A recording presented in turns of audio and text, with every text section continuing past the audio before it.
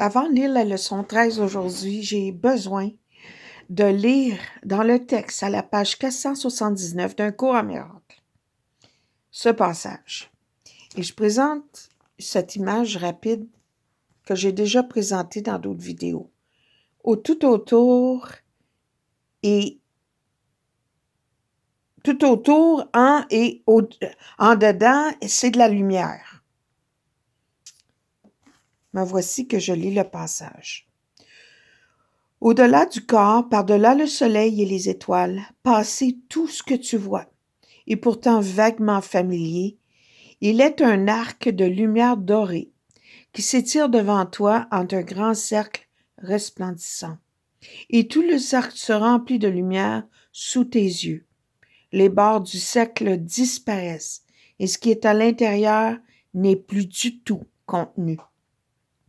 La lumière s'étend et recouvre tout, allant jusqu'à l'infini et brillant à jamais. Sans rupture ni limite nulle part, à l'intérieur tout est joint en parfaite continuité. Il n'est pas possible non plus d'imaginer qu'il pourrait y avoir quoi que ce soit à l'extérieur, car nulle part cette lumière n'est pas. Leçon 13. Un monde insignifiant engendre la peur. L'idée d'aujourd'hui n'est qu'une autre forme de la précédente, sauf qu'elle est plus concrète quant à l'émotion suscitée. Recommandé de lire, si ne serait-ce que le titre, l'idée de chaque leçon, de 1 à venir jusqu'à 13. En fait, un monde insignifiant est impossible. Rien sans signification n'existe. Toutefois, il ne s'ensuit... Voyons, j'ai de la misère à lire. J'ai des résistances. Hein? Toutefois, mais je me pardonne. Toutefois, il ne s'ensuit pas que tu ne penseras pas percevoir quelque chose qui n'a pas de signification. Au contraire, il est particulièrement probable que tu penseras le percevoir. Reconnaître l'insignifiance. L'insignifiance suscite une intense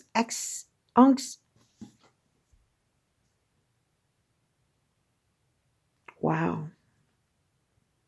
Je continue. Une intense anxiété chez tous les séparés. Cela représente une situation dans laquelle Dieu et l'ego se défient l'un de l'autre d'écrire leur propre signification dans l'espace vide que fournit l'insignifiance.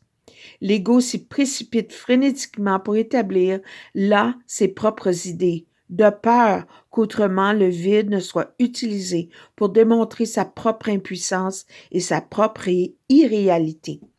Or, en cela seulement, il a raison.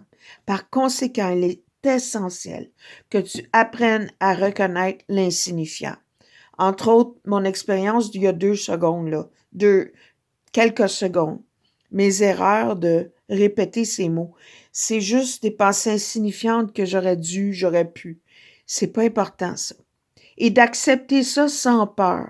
Si tu as peur, il est certain que tu doteras le monde d'attributs qu'il ne possède pas et tu l'encombreras d'images qui n'existent pas. Pour l'ego, les illusions sont des mécanismes de sécurité, comme elles doivent être ainsi aussi pour toi qui assimile à l'ego. On s'identifie à l'ego. Il y a un chapitre, entre autres, dans le texte, chapitre 30, je pense, le soi et le concept de soi. Le concept de soi, c'est le personnage qu'on a inventé dans ce monde. Allez où? On continue. Les exercices d'aujourd'hui qui devraient être répétés 3 ou 4 fois et ne devraient pas durer plus qu'1 minute environ chaque fois, seront faits d'une manière quelque peu différente des précédents. Les yeux fermés, répète-toi l'idée d'aujourd'hui. Puis ouvre les yeux et regarde lentement autour de toi en disant « Je regarde un monde insignifiant ». Répète-toi cet énoncé tout en regardant autour de toi, puis ferme tes yeux et conclue. Un monde insignifiant engendre la peur parce que je pense être en compétition avec Dieu. Moi, cette phrase-là, ça frappe dans le dash. Par rapport à mon éducation religieuse. J'ai une vidéo aussi, il n'y a pas longtemps avant que je fasse les leçons. Contrairement aux enseignements, que je suis pas digne, le pécheur, puis tout ça, j'en parle. J'ai été élevée comme ça au Québec. Tu trouveras peut-être difficile d'éviter la résidence sous une forme ou sous une autre. À cette conclusion, ça veut dire cette phrase-là. Tu vas probablement trouver une résistance sous une forme ou une autre. Un monde insignifiant engendre la peur parce que je pense est en compétition avec Dieu. Le mot même Dieu peut engendrer une résistance. Quelle que soit la forme que prend cette résistance, souviens-toi qu'en réalité, cette peur, tu as peur d'une telle pensée à cause de la vengeance de l'ennemi. C'est lourd. À ce stade, il ne faut pas s'attendre à ce que tu crois cet énoncé. Et tu le rejetteras probablement comme une absurdité. Toutefois, note avec soin tout signe de peur, manifeste ou caché qu'il peut susciter. Tu vas peut-être sentir un sentiment de peur puis tu penses à pas rapport à l'idée. Fais juste remarquer. Ceci est notre première tentative pour exposer une relation explicite de cause et effet. En passant, cause et effet, c'est une des lois primordiales de l'univers.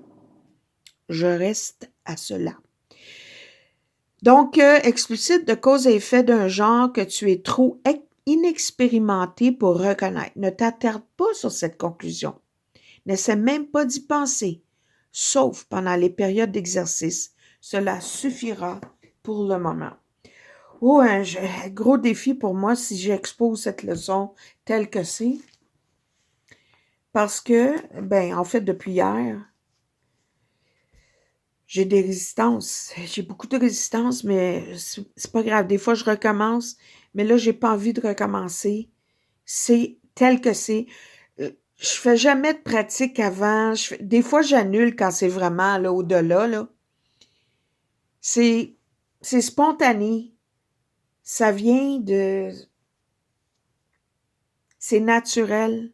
C'est imparfait dans ce monde. Mais c'est peut-être parfait dans l'autre. Je sais pas. Mais je te dis, ma volonté est grande. Puis ce que je pense voir dans ce monde, c'est loin de ce que je veux. Et c'est loin de ce que je veux pour mes enfants, mes petits-enfants, les petits-enfants. Je me dis, hey, si moi je peux corriger mon esprit. Le cours me dit que si toi tu corriges ton esprit, tu changes le monde. Parce que je crée mon monde. Fait que si moi je peux créer un monde différent dans ma conscience, d'aimer, de pardonner, parce que je réalise que ces histoires-là ont juste été créées par des esprits déconnectés, tout ce qui est pas aimant. J'aime ça, j'ai cette petite bulbe-là qui me fait penser. Tu sais, à un moment donné, il y a une leçon qui dit que l'esprit est vide quand tu penses au passé, au futur. Tu penses pas vraiment. Puis qu'à chaque fois que tu prends conscience de ça, que tu fais une leçon, que tu rentres dans ton cœur, que tu pardonnes, peu importe. J'appelle ça la petite lumière dorée de la page 479 du cours en miracle. Je fais une autre connexion. Puis une autre connexion, puis une autre connexion. Puis à un moment donné, tout s'unit, se réunit dans ma conscience, parce que tout est uni dans la grande conscience. Le ciel est plus qu'un lieu. Le ciel est la conscience de Dieu. Fait qu'à chaque fois qu'on fait des leçons, à chaque fois qu'on pardonne, à chaque fois qu'on prend un instant pour rentrer dans notre cœur, on fait un filament de... Puis j'aime cette petite ampoule-là parce qu'elle montre le vide, puis elle montre la connexion de la lumière dorée. Il faut utiliser les outils qu'on a. Je regardais mon petit livre de grammaire que mes enfants avaient, puis les leçons, le petit livre dit « J'observe, je retiens, puis ça montre les hiboux, j'observe, je retiens l'éléphant, puis le renard qui est rusé pour se trouver des outils. Moi, c'est mon